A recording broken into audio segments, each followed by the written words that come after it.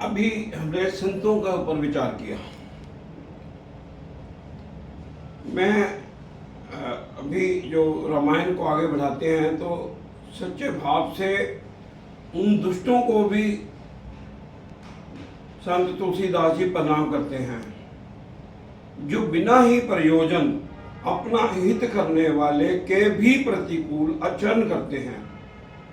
दूसरों के हित की हानि हो, जिनकी दृष्टि में लाभ है, जिनको दूसरे के उजड़ने में हर्ष और बसने में विषाद होता है, उनको क्या बोलते हैं? दुष्ट लोग बोलते हैं। और दुष्ट लोग करते क्या हैं कि जैसे ओले पड़ते हैं ना, ओले खेती को नाश कर देते हैं लेकिन आप भी गल जाते हैं, वैसे ही दुष्ट लोग दूसरों का काम बिगाड़ने के लिए अपना शरीर तक छोड़ देते हैं। मैं दुष्टों को शेष जी के समान समझकर प्रणाम करता हूँ, जो पराये दोषों का हजार मुखों से बड़े रोष के साथ वर्णन करते हैं। अब दुष्टों की यही रीति है कि वे उदासीन शत्रु अथवा मित्र किसी का भी हित सुनकर जलते हैं। ये सुनकर दोनों हाथ जोड़कर ये जन प्रेम पूर्वक उनसे विनय करता है। तो मतलब क्या है कि ऐसे दुष्ट जन होते हैं जो अपने आप को तो जलाते ही है लेकिन दूसरों को भी वो बहुत भारी नुकसान पहुंचाते हैं। जो हरि और हर के यश रूपी पूर्णिमा के चंद्रमा के लिए राहु के समान है ये लोग। अर्थात यहाँ कहीं भगवान विष्णु या शंकर का यश का वर्णन होता है, उसी में ये लोग बाधा डालते हैं। जैसे भगवान राम ने आगे जा करके अपना साधु सन्यासियों के हवन यज्ञों की रक्षा की है। दूसरों की बुराई करने में सहस्त्र बाहु के समान वीर भी होते हैं ये। आपने देखा है, आगे जाकर देखेंगे कितने वीर हैं ये, जो दूसरों के दोषों को हजार आंखों से देखते हैं और दूसरों के हित रूपी घी के लिए जिनका मन मक्खी के समान है। अर्थात जिस प्रकार मक्खी घी में बढ़ जाती है तो मक्खी क्या हो जाती है? मर जाती है, लेकिन घी को क्या कर देती है? खराब कर देती है। वो अपनी जान की परवाह नहीं करते, अपनी जान की परवाह नहीं करते, वो दूसरों की बुराई में, दूसरों के अहित में ही अपना सब कुछ कुर्बान कर देते हैं। उसी प्रकार दुष्ट लोग दूसरों के बने बनाए काम को हानि में बिगाड़ देते हैं। ऐसे दुष्ट लोगों को भी जो अपना संत तुलसीदास जी है वो प्रणाम करते हैं। संत और असंत दोनों के चरणों की वंदना करना। दोनों संत और असंत जगत में एक साथ पैदा होते हैं, पर एक साथ पैदा होने वाले कमल और जोंक की तरह, कमल और जोंक की तरह उनके गुण अलग अलग होते हैं। कमल दर्शन और स्पर्श से सुख देता है, किंतु जोंक क्या करती है? शरीर का स्पर्श पाते ही रक्त चूसने लगती है। साधु अमृत के समान और असाधु मदिरा के समान है। दोनों को उत्पन्न करने वाला जगत रूपी अगाध समुद्र एक ही है। शास्त्रों में समुद्र मंथन में ही अमृत और मदिरा दोनों एक साथ ही उत्पन्न हुई थी। अब संत और असंत दोनों दुख देने वाले हैं, यह भी ध्यान रखना पड़ेगा।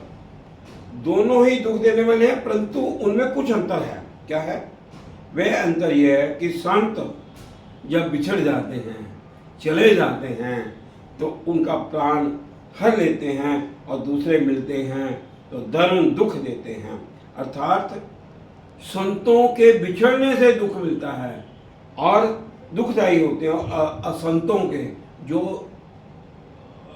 बुरा कार्य करते हैं उनको मिलने से दुख होता है।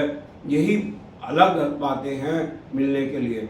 भले और बुरे अपनी अपनी करनी के अनुसार सुंदर यश और अपयश की समाप्ति पाते हैं। आगे जाकर के देखेंगे हम। रावण चाहता है कि मैं ऐसा पराक्रम करूं, मुझे बुराई के नाम से महान जाना जाए। तो ये अमृत, चंद्रमा, गंगा जी और साधु एवं विष, अग्नि, कलयुग के पापों की नदी अर्थात कर्मनाशा और हिंसा करने वाले व्याध इनके गुण अवगुण सब कोई जानते हैं, किंतु जिसे जो भाता है उसे वही अच्छा लगता है। सबको पता है, रावण को पता था कि मैं बुरा कार्यक्रम न लगाऊं, जाता था वो, उसको पता था, फिर भी उसने किया। और भला भलाई ही ग्रहण करता है और नीच नीचता को ही ग्रहण किए रहता है। अमृत की सराहना अमर करने में होती है और विष की मारने में। मतलब किसी को अमर करना, किसी को जीवन दान देना, वो क्या है? वो अमृत की भाषा है।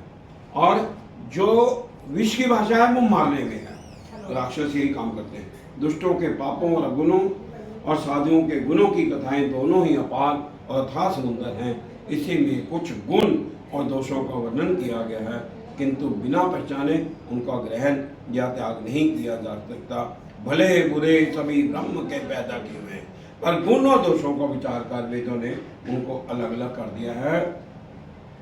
दुख सुख, ये ध्यान देने वाली बात है। बड़ा अच्छा दोहा है। दुख सुख पाप पुण्य दिन राति, साधु असाधु सुजाति कुजाति, दानव देव ऊंचर नीचो, अमेश जुम्मन मोहर नीचो। दुख सुख पाप पुण्य दिन रात, साधु असाधु सुजाति कुजाति, दानव देवता, ऊंच नीच, अमृत विष, संजीवन मृत्यु, माया भ्रम, जीव ईश्वर, समाप्ति, संपत्ति दरिद्रता, रंक राजा, काशी मगध, गंगा कर्मनाशा, मारवाड़ा मालवा, ब्राह्मण कसाई, स्वर्ग नरक, अनुराग वैरागे, ये सभी पदार्थ ब्रह्मा की सृष्टि में है। ये कोई अलग से नहीं बन के है, सबको ब्रह्मा ने बनाया। वेद शास्त्रों ने उनके गुणों दोषों का विभाग कर दिया है। विधाता ने इस जड़ चेतन विश्व को गुण दोष में रचा है, किंतु संत रूपी हंस दोष रूपी जल को छोड़कर गुण रूपी दूध को ही ग्रहण करते हैं। यही आज जो संत और असंत का जो हमने जैसे एक और उदाहरण दिया जा सकता है, कुसंग के कारण धुआं कालिख कहलाता है, वही धुआं सुंदर स्याही होकर पुराण लिखने के काम आता है। और वही धुआं जल और पवन के संग में बादल होकर जगत को जीवन देने वाला बन जाता है। बुरा वेश बना लेने पर भी साधु का समान ही होता है। जैसे जगत में जामवन और हनुमान जी का हुआ, बुरे संग में हानि और अच्छे संग में लाभ होता है। इसलिए बुरी संगत में ना जाइए, अच्छी संगत करिए। यही परमपिता परमेश्वर की, यही तुलसीदास जी की आपसे विनती है। श्री राम जय राम, जय जय राम।